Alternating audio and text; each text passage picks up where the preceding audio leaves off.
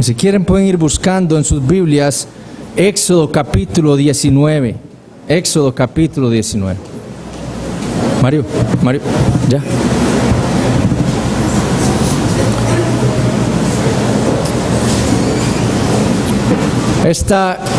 Para los que nos visitan, cada 3 meses tenemos alguna serie de clase dominical en la mañana.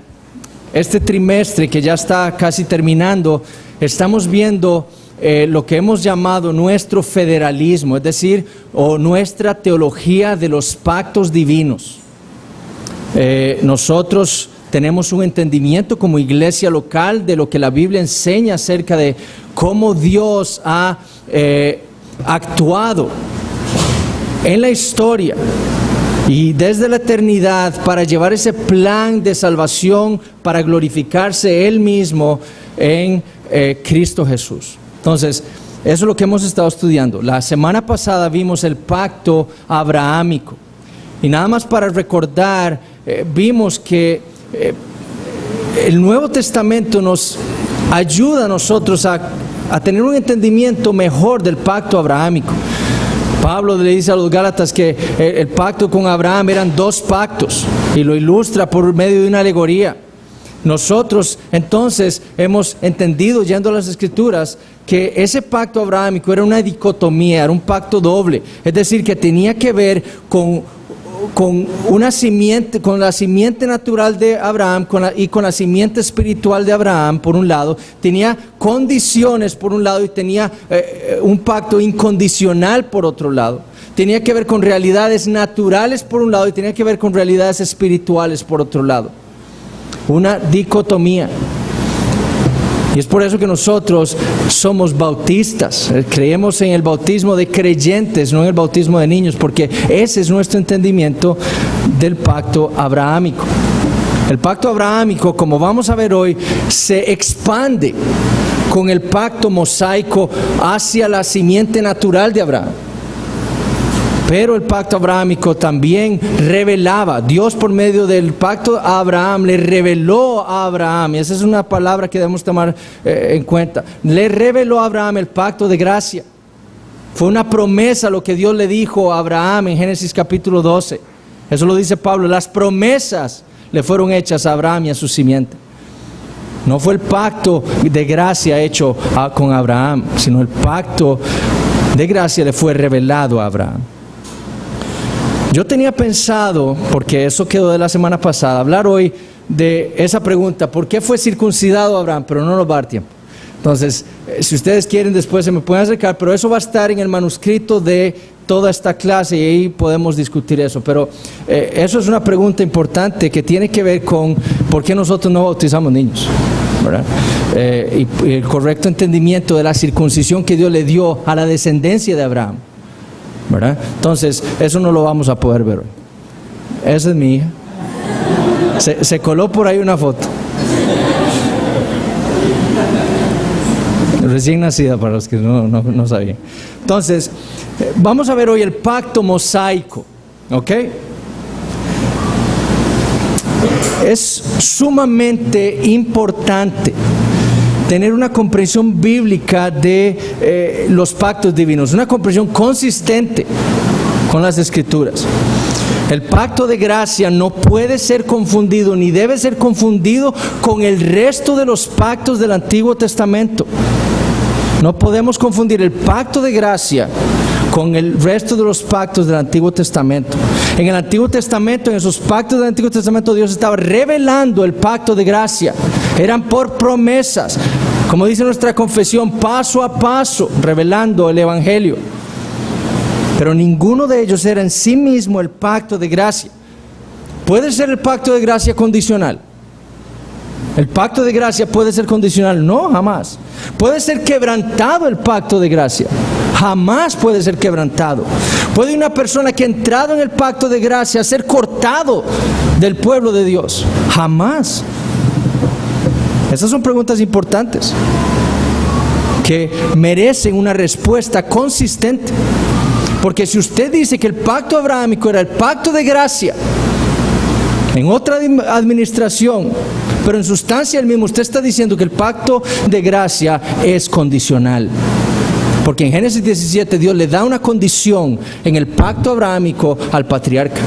Sus hijos debían ser circuncidados, si no, eran cortados del pueblo de Dios. Una condición. Por lo tanto, el pacto con Abraham no podía ser el pacto de gracia. ¿Cómo entonces debemos entender estos pactos? ¿Cómo entender estos pactos del Antiguo Testamento? Bueno, como hemos dicho, como una progresión en la revelación de Dios. Poco a poco, paso a paso, Dios va revelando lo que es su plan de salvación a los hombres, el cual va a culminar en ¿qué? En Cristo, en el nuevo pacto, el pacto de gracia.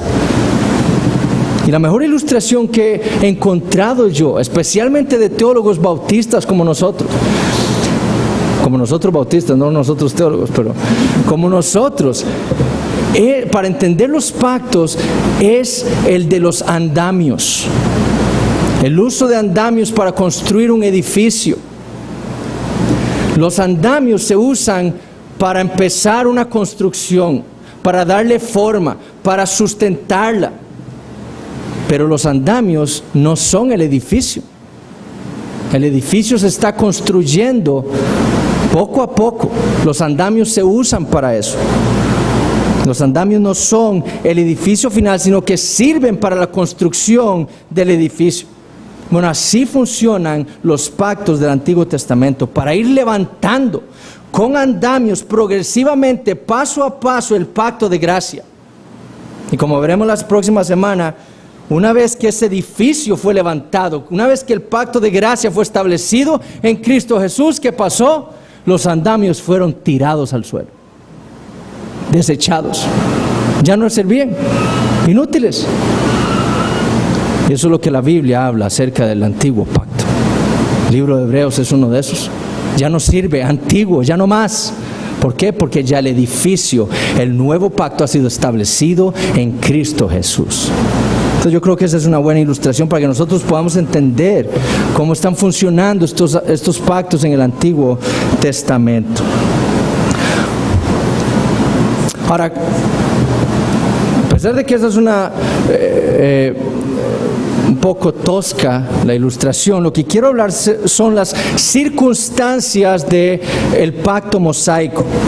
Dios ha ido llamando hombres desde el principio de la humanidad, porque tiene un plan: traer a la simiente prometida a Jesucristo.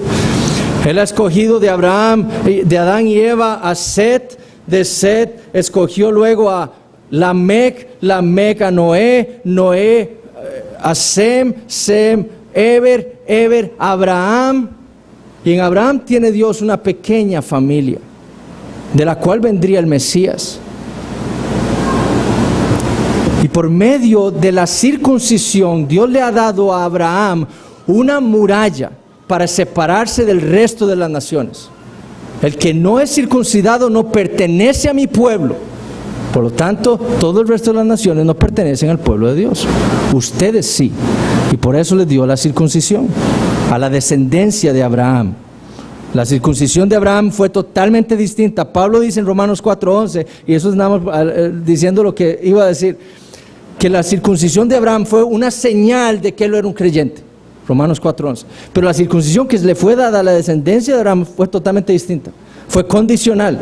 Fue para establecer una muralla de separación con las demás naciones. Ellos debían cumplir. La circuncisión implicaba en el pueblo de Abraham, en la descendencia, que ellos debían cumplir totalmente la ley de Dios, ser perfectos delante de Dios. Para eso le fue dada la circuncisión. Abraham, entonces, entendiendo eso, él debía ser muy cuidadoso ahora de que no se metieran paganos a su familia. Y cuando tiene Isaac, el hijo de la promesa, ¿qué hace? Llama a su siervo y le dice: vea, ya mi hijo tiene que casarse, usted va a ir a mi familia, a mi parentela, y va a buscar de ahí una mujer para mi hijo. No, cuidado le da a una mujer de las cananeas. No, tiene que ser de mi familia. ¿Por qué? Porque Abraham entiende que la promesa a él de Dios era una simiente prometida, que bendeciría a todas las naciones. Entonces Abraham debe ser muy cuidadoso en quién entra a su familia. Entonces cuida a la esposa de Isaac. La esposa de Isaac fue escogida por Dios. Y ustedes lean cómo Rebeca fue que llegó al siervo de Abraham. Pero así fue, escogida por Dios. Isaac tiene 2 hijos. Esaú, el mayor, el primogénito, ¿verdad? El hombre de casa, el preferido de Isaac. Y tiene a Jacob. Pero Dios no escogió a Esaú, el hijo circuncidado de Jacob, sino que escogió el hijo circuncidado de Isaac, sino que escogió a Jacob, el engañador, para que el propósito se cumpliese, no por obra, sino por el que llama. Jacob, Esaú es la simiente natural de Abraham, y Jacob es la simiente espiritual de Abraham. Dios ratifica esa promesa hecha a Abraham con Jacob, cambiándole su nombre a Israel, en Peniel. Jacob o Israel empieza a crecer, son 70 personas en un mundo grandísimo, con naciones que los pueden llegar a destruir y destruir la simiente. ¿Y qué hace Dios? Envía uno antes, a José a Egipto, para cuidarlos y proteger a la simiente prometida. Y lo mete ahí a José en Egipto, ¿verdad? De distintas maneras, José es probado ahí en Egipto y es levantado como el segundo en Egipto.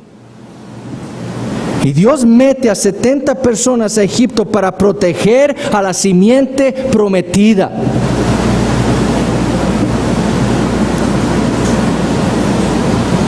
Y además nos dice, le dijo a Abraham en Génesis capítulo 15 que era también para esperar que llegara al colmo la maldad del amorreo, para cuando sacara a Israel, destruyera y trajera juicio sobre las naciones paganas. Pero de esa familia real, de esa familia de Israel en Egipto, no todos tendrían ese privilegio, no todos los hijos de Jacob tendrían el privilegio, solo uno, Judá. De Judá vendría la simiente. Vemos ahí de nuevo a Dios, cómo va Él trabajando para cuidar su simiente y cómo la va trayendo. Judá, profetizó Jacob de Judá en Génesis 49:10, no será quitado el cetro de Judá, ni el legislador de entre sus pies, hasta que venga Silo, y a él se congregarán los pueblos. De él vendría, de Judá, no de Rubén, no de Aser, no de Gad, no de Dan, no, de Judá vendría la simiente prometida. Y Satanás trató de todas maneras de destruir esa simiente. Satanás estuvo en el Edén. Él escuchó de una simiente de la mujer que vendría y lo destruiría a él. Él quiere destruir a esa simiente. Y en Egipto, ¿cómo más? Aquí me acabo de estos. ¿Y qué hace? Los pone en esclavitud a todo el pueblo de Egipto, de Israel. Como no puede por la fuerza destruirlos, entonces ¿qué hace? Ok, matemos a todos los varones. ¿Por qué? Porque la simiente es un varón. Eso fue lo que Dios le dijo a la serpiente en Génesis 3:15. Este te herirá en la cabeza. Ok, matemos a todos los varones. Pero Dios siempre tuvo un pueblo, un remanente fiel a Él, a sus promesas, que habían creído su promesa. Y los padres de Moisés, ellos sabían, ellos conocían, ellos creían en el Señor, en la promesa del Señor, de una simiente que vendría a salvar a su pueblo. ¿Y qué hacen? No matan a su hijo, sino que lo cuidan y lo guardan y lo esconden. ¿Por qué? Por fe. Eso es lo que dice Hebreos capítulo 11. Por fe cuidaron y guardaron y escondieron a Moisés. Y es a Moisés al que Dios usa para sacar a Israel de Egipto, dice él en Éxodo, con mano poderosa. Como vimos ahora en la serie de Éxodo, lo hizo no solo para enjuiciar a los dioses falsos de Egipto, especialmente a Faraón, que se creía el Dios, ¿verdad? Sino también para mostrarle a Israel que Él era el Dios verdadero, el Dios que guarda el pacto con Abraham. Y paso a paso Dios está revelando ese pacto de gracia, esa simiente prometida. Y Dios lleva y saca a Israel de Egipto paso a paso y lo lleva hasta el monte Sinaí. 3 meses han caminado hasta llegar al monte Sinaí. Y en Éxodo 19 tenemos nosotros el pacto de Dios con Moisés o con Israel, el pacto mosaico, el pacto sinaítico también llamado. Pablo le llama el ministerio de la muerte. Ministerio de la muerte. Se le llama así porque Moisés sirvió como el mediador del pacto. El pacto de la ley también se le llama. Y Dios lleva a Israel frente al monte Sinaí y le dice esto en Éxodo 19:3. Moisés subió a Dios y Jehová lo llamó desde el monte diciendo: así dirás a la casa de Jacob y anunciarás a los hijos de Israel: vosotros visteis lo que hice a los egipcios y cómo os tomé sobre alas de águilas y os he traído a mí. Recuerden Génesis 17. ¿Por qué debía Abraham obedecer el pacto que Dios estaba haciendo con él? Yo soy el Todopoderoso. Lo mismo hace aquí Dios con Israel. Yo juzgué a las naciones. Yo soy el Dios Todopoderoso. Los he traído aquí. Por eso es que ustedes deben obedecer lo que les voy a decir. Ahora, en Éxodo 19, si ustedes lo leen, no dice nada de que esto sea un pacto. Ahí no dice que sea el pacto de Dios con Israel. Pero Deuteronomio 4, cuando Moisés está reflexionando y meditando en lo que ocurrió en Éxodo capítulo 19, él dice esto en Deuteronomio 4:13. Y él os anunció su pacto, el cual os mandó poner por obra. En Éxodo 34, Moisés vuelve a decir que Dios le dijo esto: escribe tú estas palabras, porque conforme a estas palabras he hecho pacto contigo y con Israel. Lo que estamos leyendo aquí es el pacto de Dios con Israel, el pacto mosaico. Ahora, ¿cuál era el contenido del pacto? Éxodo 19, 5 y 6. Ahora pues, si diereis oído a mi voz y guardareis mi pacto, vosotros seréis mi especial tesoro sobre todos los pueblos, porque mía es toda la tierra, y vosotros me seréis un reino de sacerdotes y gente santa. Estas son las palabras que dirás a los hijos de Israel. ¿Qué era lo que Israel debía escuchar? ¿Qué era lo que ellos debían poner por obra? Deuteronomio 4:13. De nuevo, los 10 mandamientos. Es lo que dice 4:13. Y los escribió en 2 tablas de piedra. Eso es lo que Israel debía escuchar. Los 10 mandamientos. Era lo que Israel debía poner por obra. Éxodo 34:28.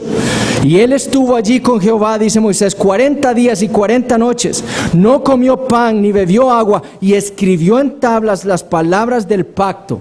Los 10 mandamientos. Ese es el contenido. En esencia, el contenido del pacto mosaico son los 10 mandamientos, las 10 palabras de Dios, la ley moral de Dios.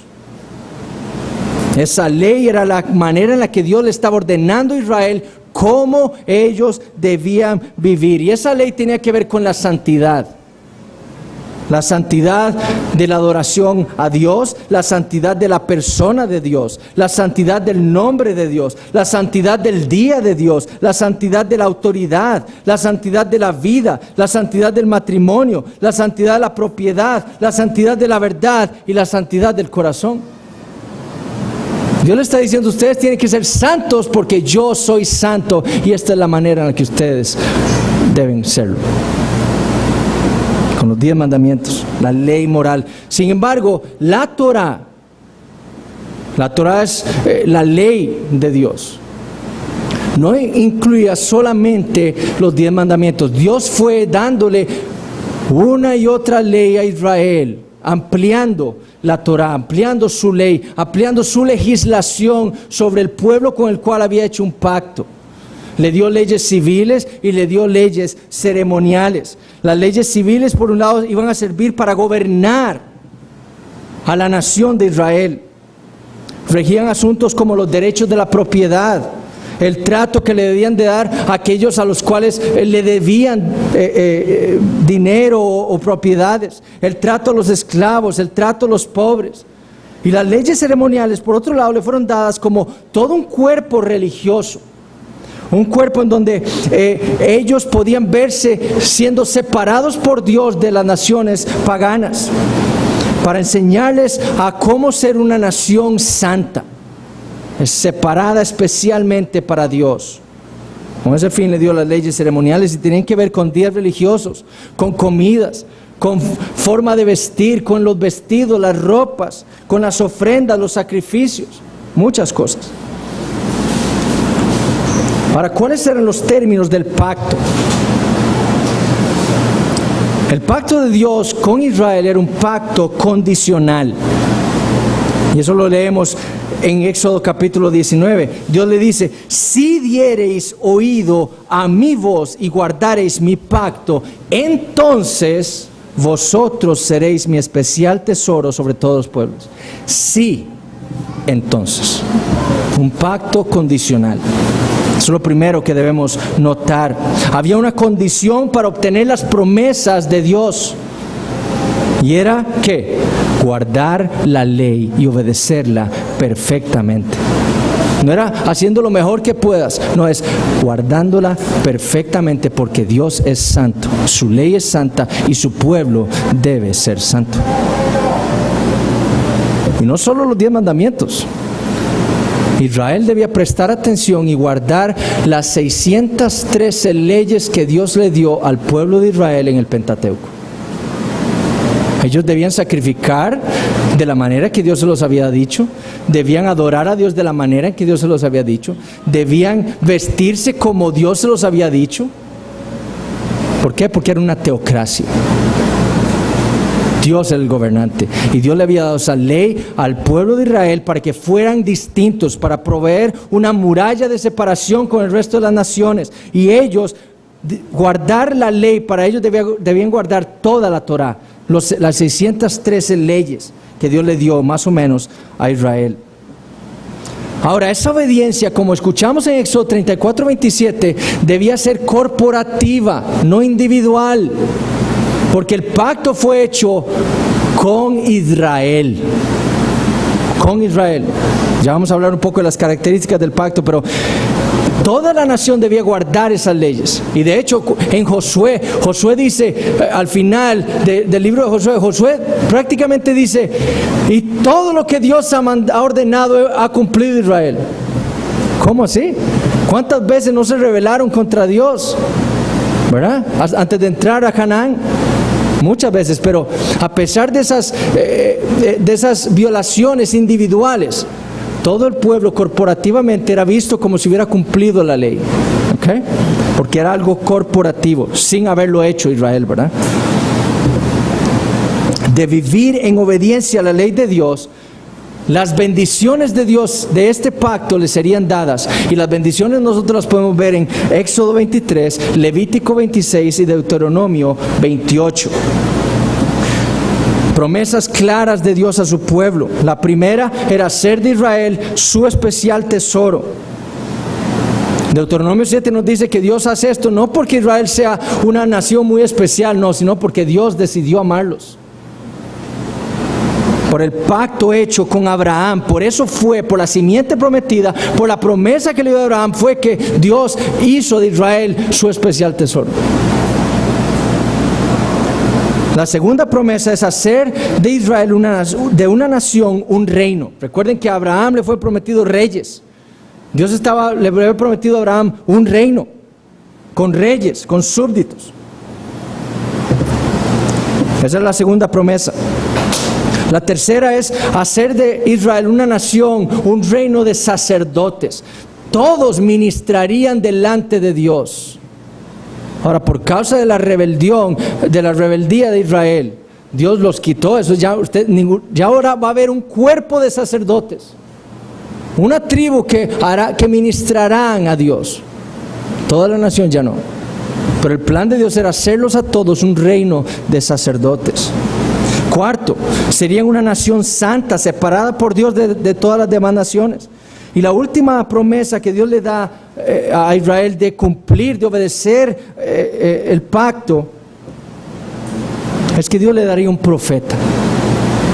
un profeta a quien Él pondría sus palabras para hablarle a todo su pueblo lo que Él les mandare. Un profeta, dice Moisés, como Él, como Moisés en Deuteronomio 18:18.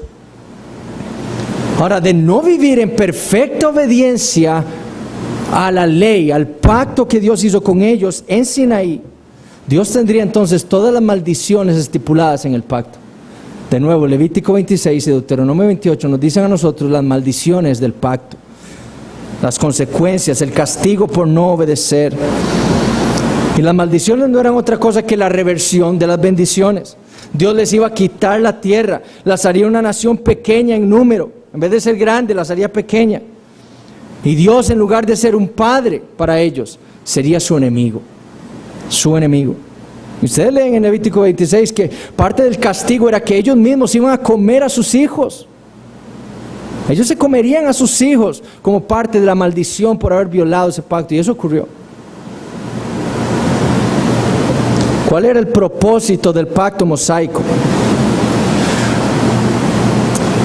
El pacto mosaico, los 10 mandamientos, la Torá no le fue dada a todas las naciones del mundo. Le fue dado exclusivamente a la nación de Israel con un propósito específico.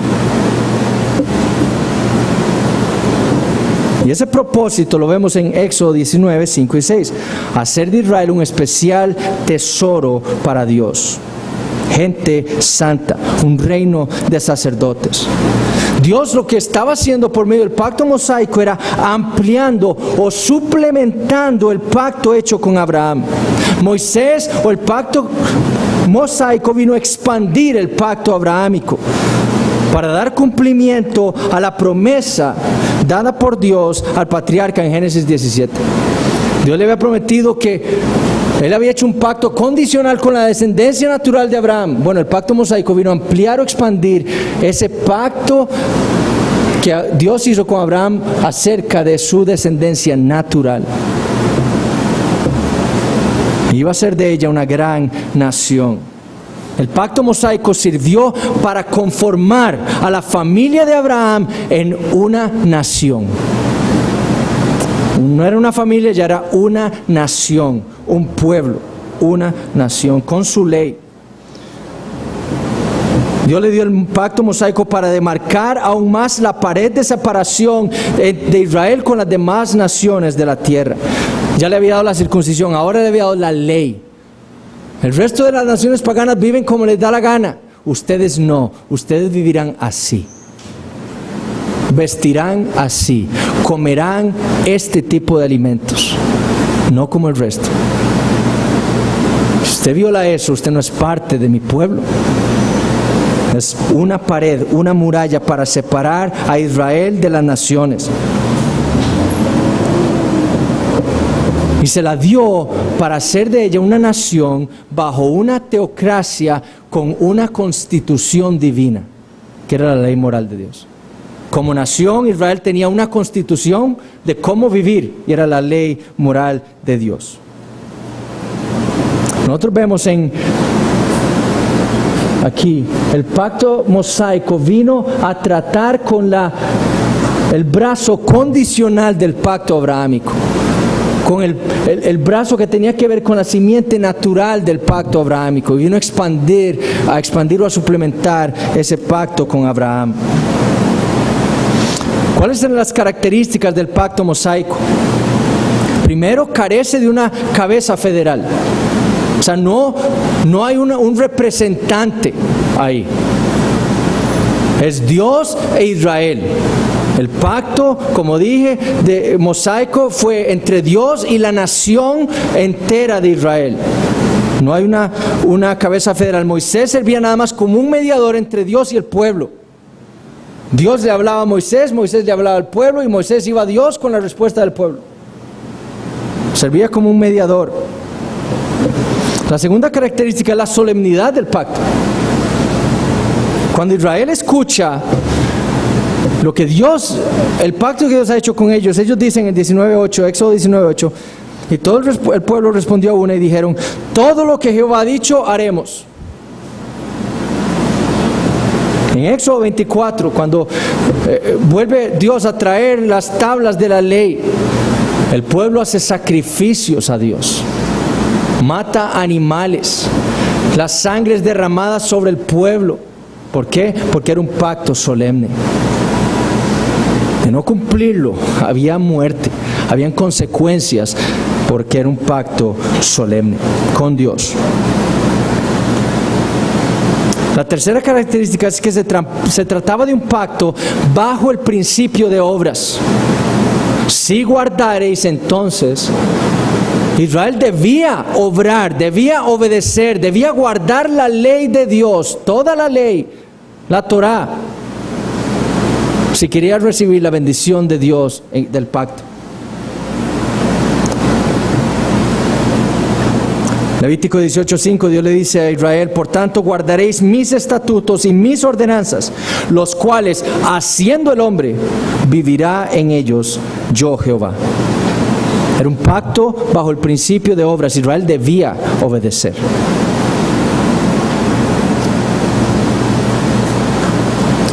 Y debían obedecer si querían permanecer en la tierra de Canaán. La cuarta característica también es que estaba también bajo un pacto, bajo un principio de gracia, No solo había un principio de obras en el pacto mosaico, sino también había un principio de gracia. ¿Por qué? Porque Dios sabía que el pueblo no podía cumplir la ley. Todos eran descendientes de Adán. Y de Adán después de Génesis 3. Adán no se reprodujo antes de Génesis 3. Todos están bajo pecado. Y como Dios sabía eso, le dio entonces todo un sistema sacrificial a Israel. ¿Para qué? Para poder perdonar el montón de transgresiones que ellos iban a cometer contra la Torá. Por gracia le dio esto. No por obras, por gracia. Dios se lo dio como un regalo a Israel para perdonarlos.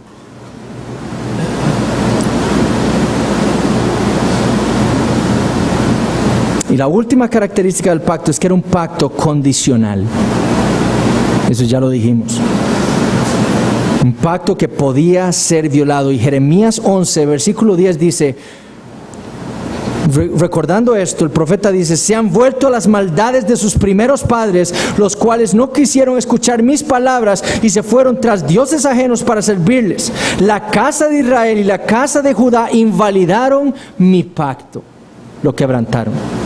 Un pacto condicional que podía ser quebrantado. Oseas 8:1 dice: pon a tu boca trompeta, como águila viene contra la casa de Jehová, porque traspasaron mi pacto y se rebelaron contra mi ley. Un pacto condicional. Ahora, ¿cuál era la teología o cuál es la teología del pacto mosaico? La realidad es que cuando Israel está multiplicándose en la tierra de Egipto, ellos son igualitos a los egipcios. Todos ellos se han olvidado de Dios, se han olvidado de la promesa, bueno, excepto un remanente. Y todos estaban adorando los ídolos falsos de Egipto. En su soberanía, en su fidelidad al pacto con Abraham, Dios entonces viene al encuentro de Israel. Recuerden que Israel le clama a Dios en Éxodo capítulo 2. Escúchanos, estamos sufriendo en servidumbre. Y Dios dice en Éxodo 2 al final que Él los escuchó por el pacto hecho con Abraham. Él se acordó de su pacto con Abraham y entonces decidió venir a rescatarlos.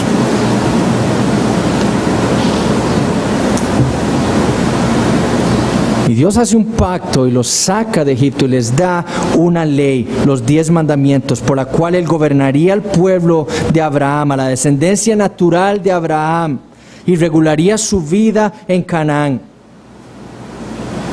Ahora, como bautistas reformados,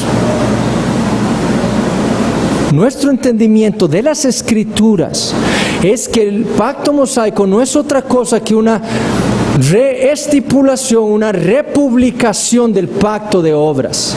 No es el pacto de obras. Pero recuerden que cuando Dios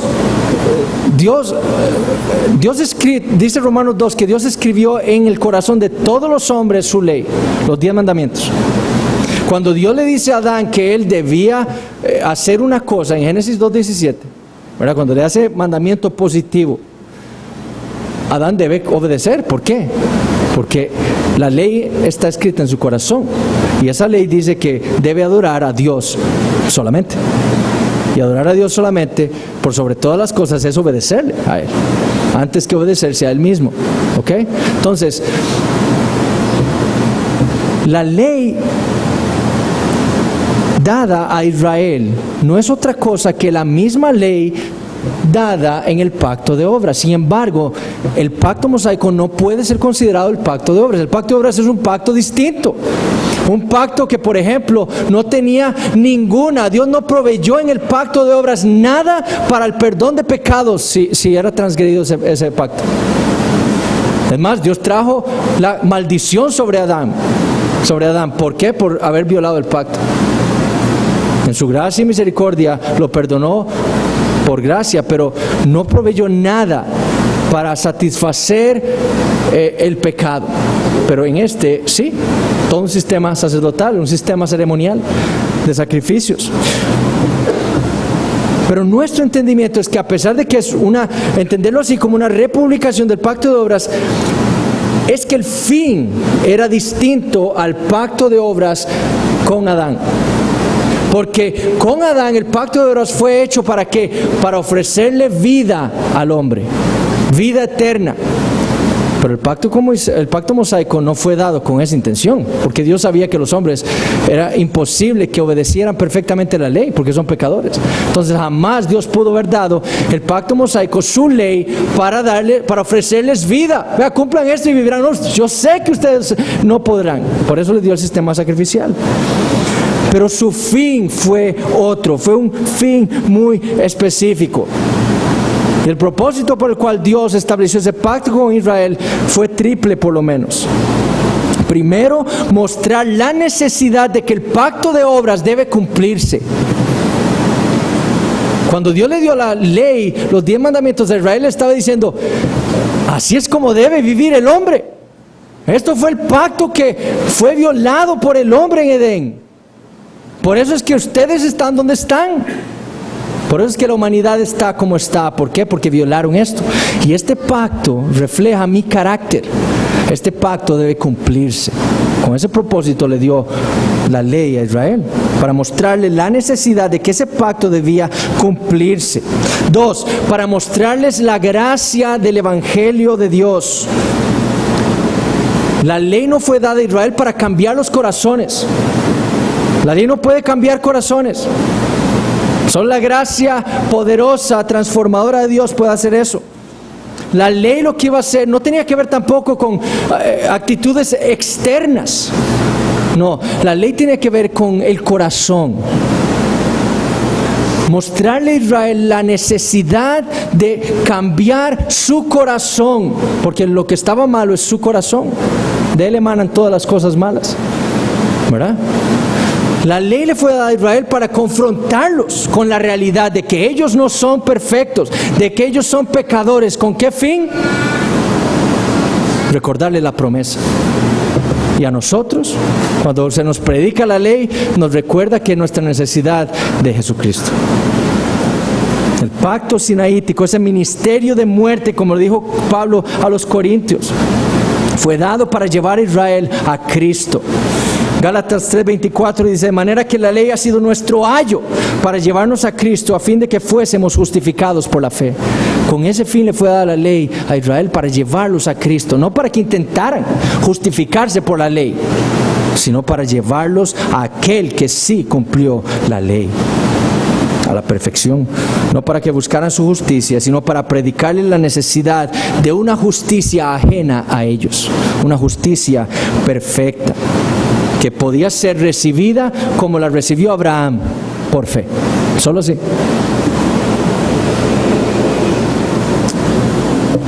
Tercero, el pacto mosaico sirvió también para resguardar y proteger a la simiente prometida. No solo la circuncisión iba a proteger eso, sino la ley también iba a separar a Israel del resto de las naciones. ¿Para qué? ¿Por qué? Porque la simiente prometida no solo vendría de Abraham, de la mujer, no solo de Abraham, sino también de Israel. Y por eso Dios castigó con tal severidad cuando los israelitas osaban mezclarse con mujeres paganas. Era un terrible pecado. ¿Por qué? Porque estaban violentando, estaban descuidando esa simiente que Él estaba prometiéndoles. Y por eso, cuando lo hicieron, Dios los mataba a todos. Porque era un pecado terrible. La ley le fue dada para resguardar a la simiente prometida, para levantar esa muralla, como dijimos. Pero también le fue dada ¿para qué? Porque un israelita debía cumplir el pacto con Moisés. Y si ese israelita no conocía la ley de Dios, ¿cómo le iba a cumplir? Dándole la ley de Dios, manteniendo un remanente fiel a Él, Dios protegió la ley que debía ser cumplida por esa simiente prometida a Abraham, que vendría de Israel, un israelita, para poder justificar a su pueblo y traer salvación para la gloria de Dios. Y no solo eso, esa simiente prometida también debía llevar las maldiciones de la ley, del pacto sinaítico, y las llevó.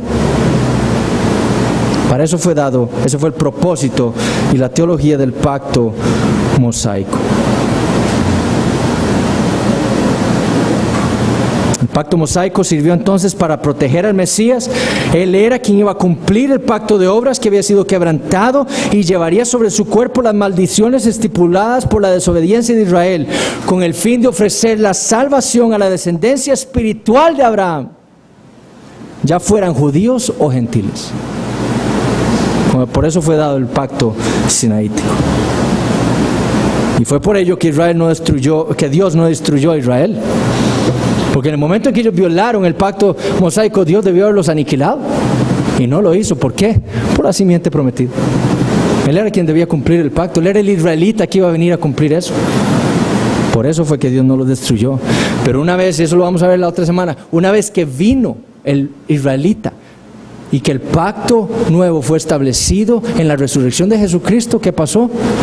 Ya el pacto mosaico no debía mantenerse más. Y ahora todas las maldiciones del pacto fueron derramadas sobre la etnia de Israel. Y fueron desechados como el pueblo de Dios. ¿Cómo etnia? Porque el pueblo de Dios es y siempre ha sido el Israel espiritual. El pacto davídico. Moisés ha muerto, el liderazgo le ha sido dado a Josué. En el libro de los jueces nosotros leemos una y otra vez que los hijos de Israel hicieron lo malo ante los ojos de Jehová. Cada uno hacía, dice, lo que bien le parecía. Israel le faltaba un líder, un rey que guiara al pueblo en santidad, espiritualmente. Eso es lo que carecía.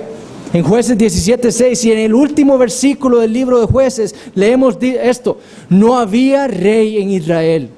Dios le había prometido reyes a Abraham.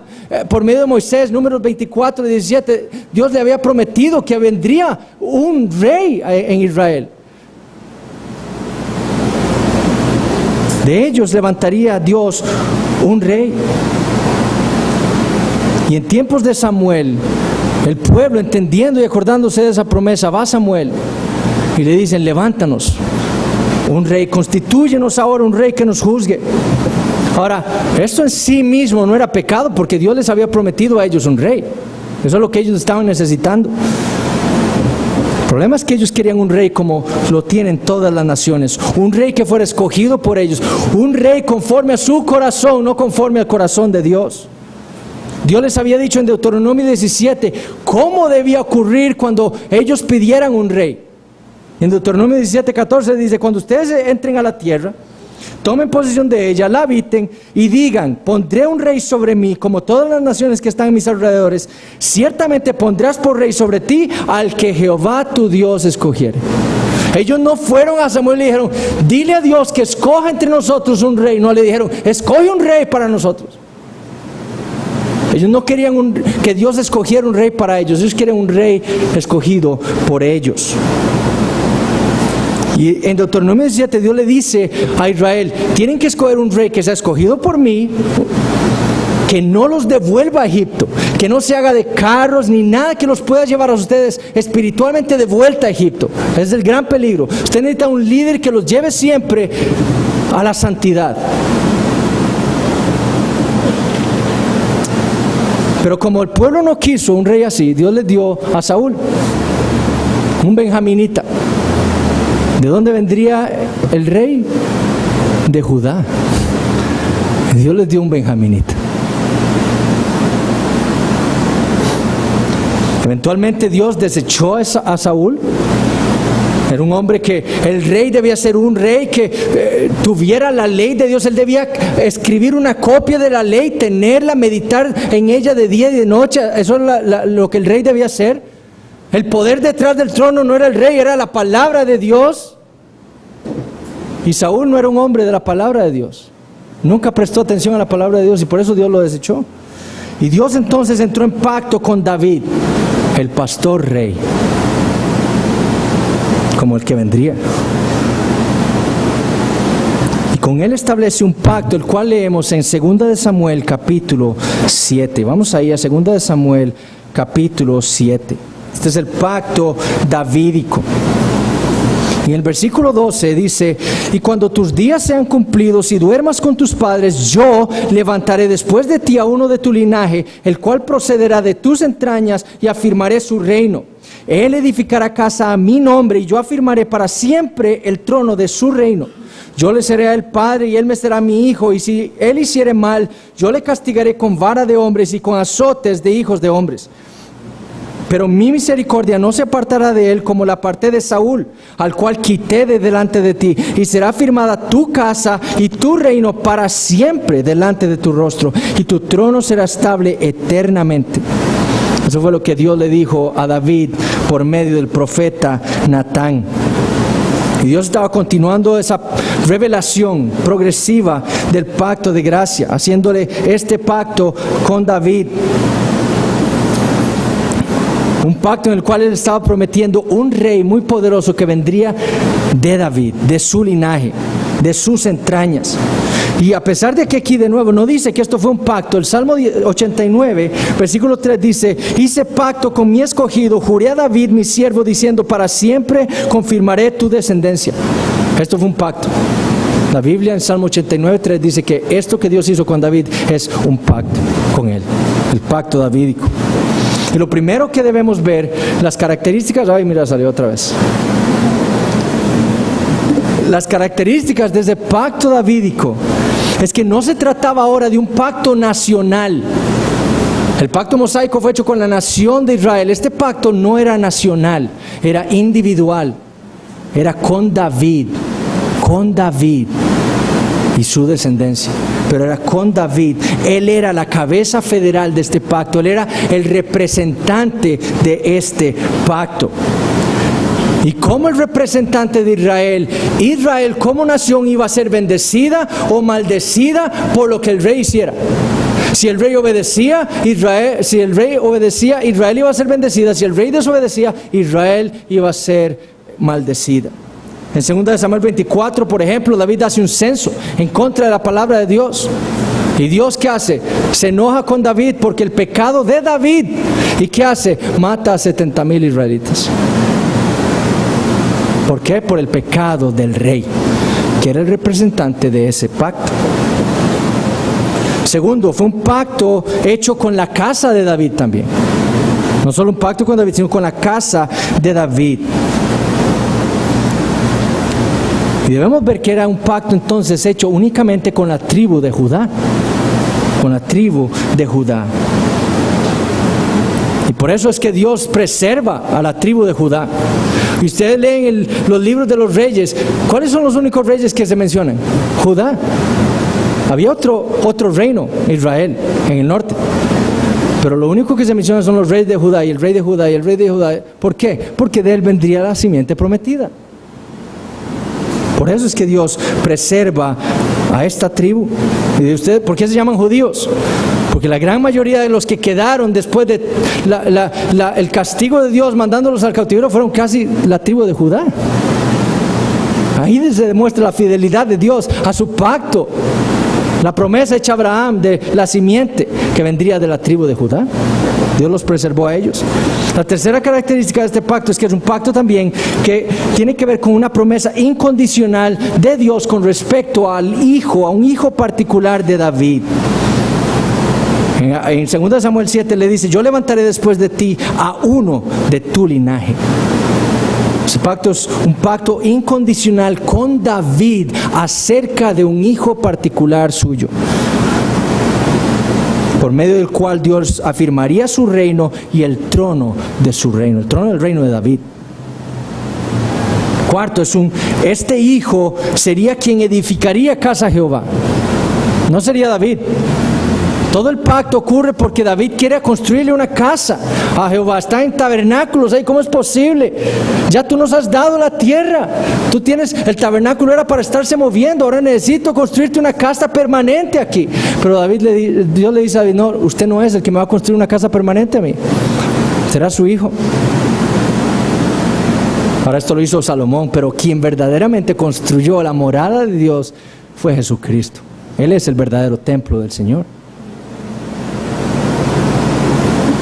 La otra característica es que este pacto tiene un cumplimiento doble, un cumplimiento inmediato, como muchas de las profecías del Antiguo Testamento que tenían dos cumplimientos, un cumplimiento inmediato y un cumplimiento futuro. Este pacto contiene lo mismo, una promesa con un cumplimiento inmediato en Salomón, quien construiría el templo, a quien Dios castigaría por sus pecados, ¿verdad? Sería el padre y lo azotaría si fuera el caso. Y un cumplimiento futuro en aquel verdadero rey de David, del linaje de David, que vendría a cumplir el pacto davídico a la perfección, y quien sería el mismo el que construiría casa a Dios y quien establecería eternamente el reino y el trono de David.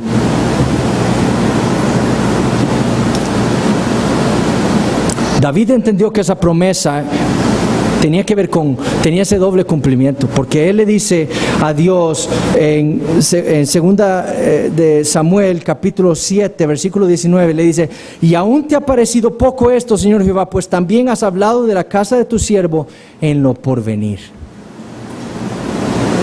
En el futuro estás hablando también a tu siervo, no solo en esto, sino en el porvenir has hablado. Y David habló de ese siervo, de ese descendiente suyo, de ese rey que sería no solo un rey de Israel, sino que sería el Señor de David. Salmo 110. La sexta característica es que también este pacto con David contenía un grado de condicionalidad. El Salmo 132, versículos 11 y 12, Dios le dice esto, Dios dice esto: en verdad juró Jehová a David, y no se retractará de ello. De tu descendencia pondré sobre tu trono. Si tus hijos guardaren mi pacto y mi testimonio que yo les enseñaré, sus hijos también se sentarán sobre tu trono para siempre. Este pacto con David contenía un grado de condicionalidad. La descendencia natural de David debía obedecer. Si no, no se sentarían más en el trono de David. Incluye entonces, por lo tanto, un principio de obras, el pacto davídico para la descendencia natural de David. Es por eso que David le encomienda estas palabras a Salomón justo antes de morir. Él le dice en 1 Reyes 2: guarda los preceptos de Jehová tu Dios, andando en sus caminos y observando sus estatutos y mandamientos, sus decretos y sus testimonios, de la manera que está escrito en la ley de Moisés. Abraham expandido en el pacto mosaico, el pacto davídico expandiendo el pacto mosaico. El rey debía cumplir el pacto mosaico. ¿Para qué? Para que el rey de la descendencia natural de David permaneciera en el trono de David. Ya vamos a terminar. La naturaleza entonces, como vemos, del pacto davídico es similar a la de Abraham, al del pacto abrahámico. Es doble. Un pacto incondicional con David y un pacto condicional con la simiente natural de David, con su descendencia natural, condicional con ellos. Para David era incondicional, dependía únicamente de la fidelidad de Dios de traer de él a ese rey prometido. Pero por otro lado, condicional para la simiente natural de David. Ellos debían obedecer la ley. En el pacto con David estaban representadas dos simientes, la simiente natural, Salomón y sus descendientes, y la simiente sobrenatural, Jesucristo. ¿Ok?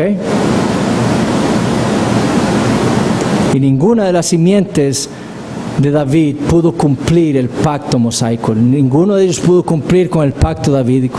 Salomón, inmediatamente el primer hijo que tiene David en el trono, leemos en el libro de los Reyes cómo él apostató, se casó con egipcias, se casó con cientos de mujeres, tuvo cientos de concubinas, adoró dioses falsos. Ni siquiera Salomón pudo cumplirlo, y ninguno de los reyes de Judá pudo cumplir el pacto davídico. ¿Hasta qué? Hasta que vino el rey prometido en Jesucristo.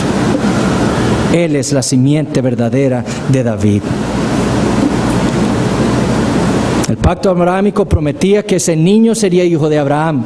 En el pacto mosaico, dijo Jeffrey Johnson, aprendimos que el niño sería un profeta. Finalmente, el pacto davídico prometía que el profeta sería el hijo real de David.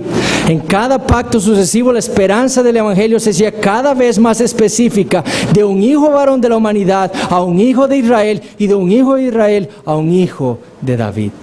En la próxima semana, entonces, vamos a ver el nuevo pacto. Gracias, hermanos.